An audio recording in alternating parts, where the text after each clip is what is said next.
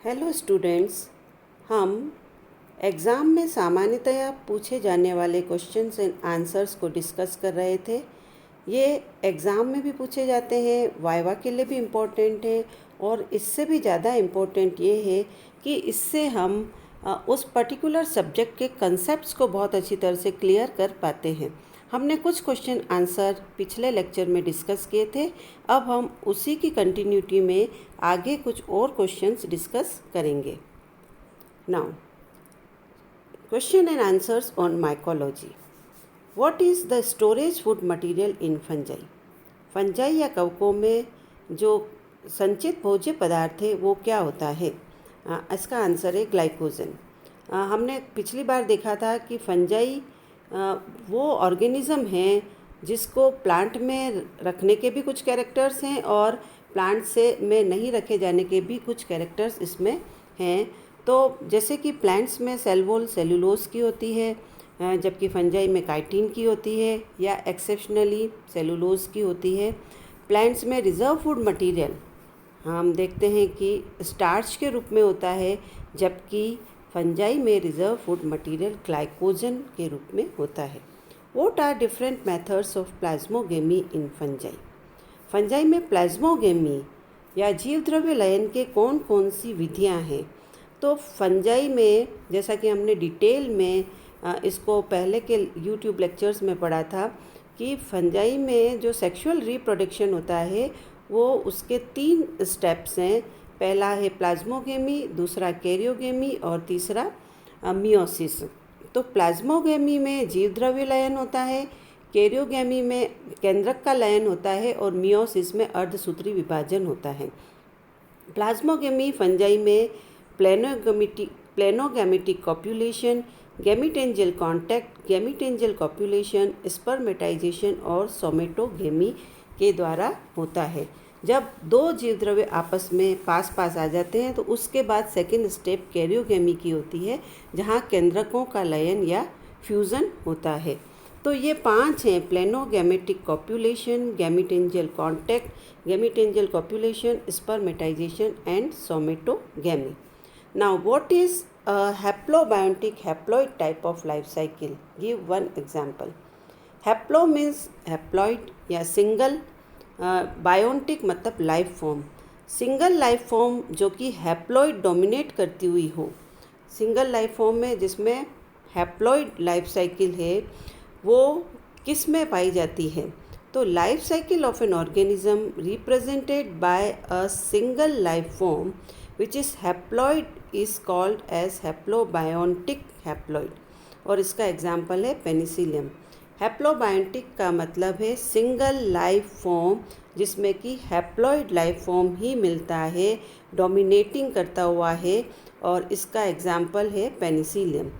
Give an example of a fungus having haplobiontic diploid type of life cycle. इसमें यह है कि हमने कल भी देखा था ओमाइसिटीज़ में कि वहाँ पर हैप्लोबायोटिक डिप्लॉइड लाइफ साइकिल मिलती है। Haplo mean single life form हो गया, बायोटिक का मतलब, और इसमें डिप्लॉइड लाइफ साइकिल डोमिनेट करती हुई होती है। केवल हैप्लॉइड कब होते हैं? गैमिट्स बनने से पहले। तो ये मिलता है एल्बुगो में, जबकि सारे के सारे फंगस में, लगभग सब फंगस में हैप्लोबायोटिक हैप्लॉइड लाइफ साइकिल होती है। केवल ओमाइसिटीज़, ये एल्बुगो भी ओमाइसिटीज़ का ही मेंबर है, ओमाइसिटीज़ में हैप्लोबायोटिक डिप्लॉइड लाइफ साइकिल होती है। तो इस तरह से ओमाइसिटीज़ में ऐसे बहुत सारे कैरेक्टर्स हैं जिसकी वजह से ओमाइसिटीज़ को अब फंगस से अलग कर दिया गया है। इसको हम बाद में और डिस्कस करेंगे। How many types of flagella are found in fungi? Fungi में कशाबिकाएँ कितनी प्रकार की पाई जाती है? तो हम देखते हैं कि 2 तरह की होती है। एक तो टिंसेल होती है और दूसरी वीप्लैश टाइप की होती है। कूर्च और प्रतोद टाइप की कशाबिकाएँ फंगस में पाई जाती हैं। Define sexual reproduction. Sexual reproduction या लैंगिक जनन को परिभाषित करें। तो sexual reproduction is a fusion of 2 compatible nuclei. तो ये कॉम्पेटिबल वर्ड यहाँ पर बहुत इम्पोर्टेंस रखता है। कॉम्पेटिबल का मतलब है कि 2 निषेचित जो न्यूक्लियाई है, केंद्रक हैं, उनके बीच में जब संयुग्मन होता है तो वो लैंगिक जनन कहलाता है।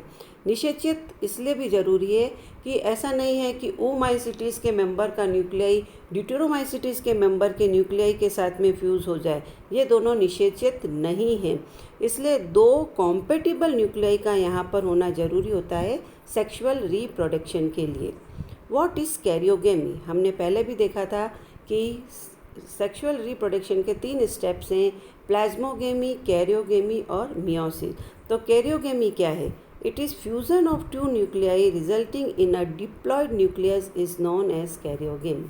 केंद्रक लयन में 2 न्यूक्लियाई का फ्यूज़न होता है और द्विगुणित केंद्रक बनता है, इसको हम कैरियोगेमी कहते हैं। Tell about a group of fungi which has highly extended dikaryophase. हमने कहा प्लाज्मोगेमी, कैरियोगेमी और उसके बाद मियोसिस होता है। फंजाई में 2 क्लासेस जैसे एस्कोमाइसिटीज़ और बेसिडोमाइसिटीज़ ऐसी क्लासेस हैं जहाँ कैरियोगेमी होने के बाद, प्लाज्मोगेमी होने के बाद में कैरियोगेमी बहुत लंबे समय तक नहीं होती है और डाइकैरियोफेज N+N फेज लंबे समय तक रहता है। और इसमें एस्कोमाइसिटीज़ में भी एक्सटेंडेड डाइकैरियोफेज होता है, मगर बेसिडोमाइसिटीज़ में ये डाइकैरियोफेज बहुत लंबे समय तक रहता है और उसके बाद में कैरियोगेमी और कैरियोगेमी के बाद में मियोसिस होता है। What are homothallic fungi? Homothallic fungi किसको कहते हैं? तो those not requiring opposite mating type for sexual reproduction is known as homothallic fungi.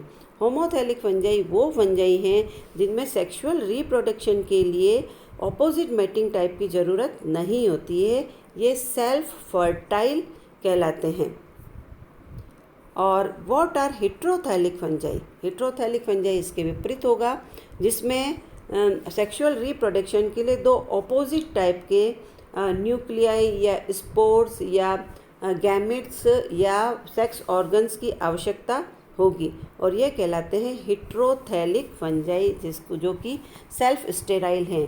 Self sterile हैं, इनमें आपस में फ्यूज़न नहीं होता है, ये इनको 2 ऑपोजिट मैटिंग टाइप चाहिए सेक्सुअल रिप्रोडक्शन के लिए। What are holocarpic fungi? Holocarpic fungi किसको कहते हैं? होलो मीन्स होल और कार्पस मीन्स फ्रूटिंग बॉडी।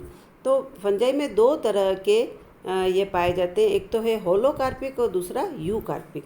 होलोकार्पिक में जहाँ पर एक ही सेल है और वो सिंगल सेल ही पूरी की पूरी जो थैलस है वो पूरा का पूरा कन्वर्ट हो जाता है रिप्रोडक्टिव स्ट्रक्चर में, तो वो कहलाती है होलोकार्पिक फंजाई। इसके विपरीत जो यूकार्पिक फंजाई होती हैं, वास्तविक फंजाई जिसको हम कहते हैं, यूकार्पिक फंजाई जो है जिसमें वास्तविक फलन काय पाया जाता है, इसमें क्या होता है कि थैलस जो रिप्रोडक्टिव स्ट्रक्चर में एक part of the thallus convert होता है और वो कहलाता है यूकार्पिक फंजाई। तो ईस्ट होलोकार्पिक फंजाई है क्योंकि वो यूनिसेल्यूलर है और बाकी फंजाई यूकार्पिक है क्योंकि उसमें थैलस का एक पार्ट कन्वर्ट होता है रिप्रोडक्टिव स्ट्रक्चर में और बाकी दूसरे पार्ट्स वेजिटेटिव ग्रोथ करते हैं। Who was the first person attempting classification of fungi? Fungi के क्लासिफिकेशन को सबसे पहले किसने अटेम्प्ट किया था? वो है परसून, जिन्होंने 1801 में सबसे पहले फंगस के वर्गीकरण का प्रयास किया था। Who is known as father of plant pathology? हमने कल देखा था कि फादर ऑफ माइकोलॉजी किसको कहा जाता है? एंटोनी माइकेली को। और father of plant pathology de Bary को कहा जाता है, क्योंकि हम ये पहले डिस्कस कर चुके हैं कि डी बेरी ने सबसे पहले ये बताया था कि fungus is the cause of disease. उसके पहले ये माना जाता था कि डिजीज़ के परिणाम स्वरूप फंगस पैदा होती है, मगर डी बेरी ने बताया कि नहीं, फंगस के कारण डिजीज़ होती है। और इन्होंने late blight of potato disease जिसने कि बहुत तहलका मचाया था यूरोप में, जिसकी वजह से लाखों लोग मर गए थे और लाखों लोग माइग्रेट कर गए थे दूसरी कंट्री में, उस डिज़ीज़ को कारण का खोज इन्होंने किया डी बेरी ने। उन्होंने बताया कि ये डिज़ीज़ है जो लेट ब्लाइट ऑफ पोटैटो कहलाती है, ये एक फंगस के द्वारा होती है जिसका नाम है फाइटोप्थोरा इन्फेस्टेंस। तो डी बेरी के इन कॉन्ट्रीब्यूशंस के कारण उनको फादर ऑफ प्लांट पैथोलॉजी कहा जाता है। What do you mean by phycomycetes? Phycomycetes generally algal fungus है, मगर एल्गी को हम जानते हैं, एल्गी क्या करती है, पानी में रहती है ना, एक्वेटिक है। इसी तरह से जो एक्वेटिक फंजाई हैं उनको एल्गल फंजाई कहा जाता है और उनको एक ग्रुप फाइकोमाइसिटीज़ में रखा गया है। How ascus is different from basidium? Ascus जो कि एस्कोमाइसिटीज़ में मिलता है, बेसिडियम बेसिडियोमाइसिटीज़ में मिलता है।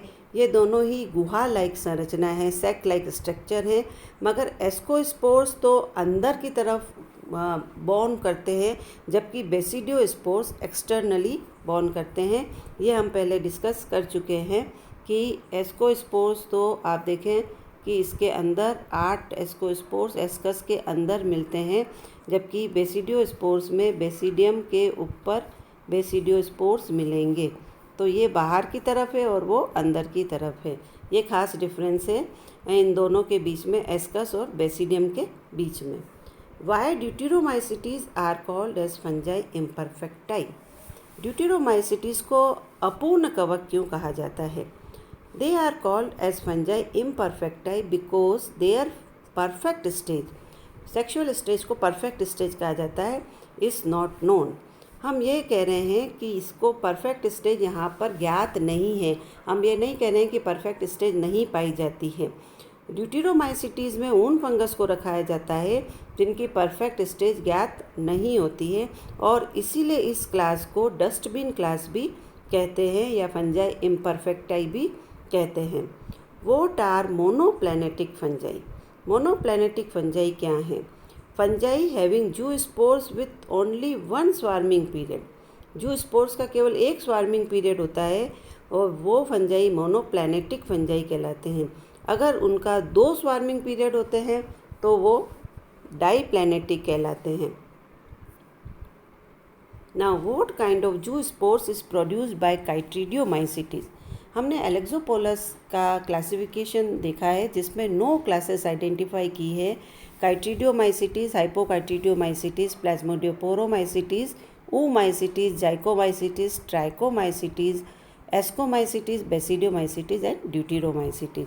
तो जो काइट्रीडियोमाइसिटीज़ हैं, काइट्रीडियोमाइसिटीज़ में जूस्पोर्स कैसे मिलते हैं? उसमें जूस्पोर्स यूनिफ्लैजिलेटेड होते हैं जिसमें पोस्टीरियर वी प्लैश फ्लैजिला मिलते हैं। यूनिफ्लैजिलेटेड है जिसमें पोस्टीरियर वी प्लैश फ्लैजिला मिलते हैं काइट्रीडियोमाइसिटीज़ में, और हाइपोकाइट्रीडियोमाइसिटीज़ में यूनिफ्लैजिलेटेड जूस्पोर्स होते हैं मगर वहाँ पर एंटीरियर टिंसेल फ्लैजिला मिलेंगे। ये हाइपोकाइट्रीडियोमाइसिटीज़ है जिसमें एंटीरियर टिंसेल मिलते हैं, और जो काइट्रीडियोमाइसिटीज़ है उसमें पोस्टीरियर वी प्लैश फ्लैजिला मिलता है। तो ये एक मेजर डिफरेंस है इन दोनों के बीच में, क्योंकि फंगस में यूनिफ्लैजिलेटेड और बाईफ्लैजिलेटेड दोनों ही तरह के ऑर्गेनिज्म मिलते हैं। Which groups of septate fungi do not produce resting structure after sexual reproduction? तो सेक्शुअल रिप्रोडक्शन के बाद में रेस्टिंग स्पोर्स नहीं बनते हैं, एस्कोमाइसिटीज़ और बेसिडियोमाइसिटीज़। तो इस तरह से हमने जनरल जो कुछ क्लासेस हमारे कोर्स में है, जो कोर्स में खास क्लासेस हमारे oomaisities, देन एस्कोमाइसिटीज़, बेसिडियोमाइसिटीज़ और ड्यूटेरोमाइसिटीज़ है। तो हम इन क्लासेस के बारे में अब एक एक को वापस डिटेल में कुछ क्वेश्चंस एंड आंसर डिस्कस करेंगे। एक बार हमने इन जनरल फंजाई के बारे में थोड़ा मोटे मोटे तौर पर डिस्कस किया जो हमारे कंसेप्ट्स को काफ़ी क्लियर करेगा। Thank you.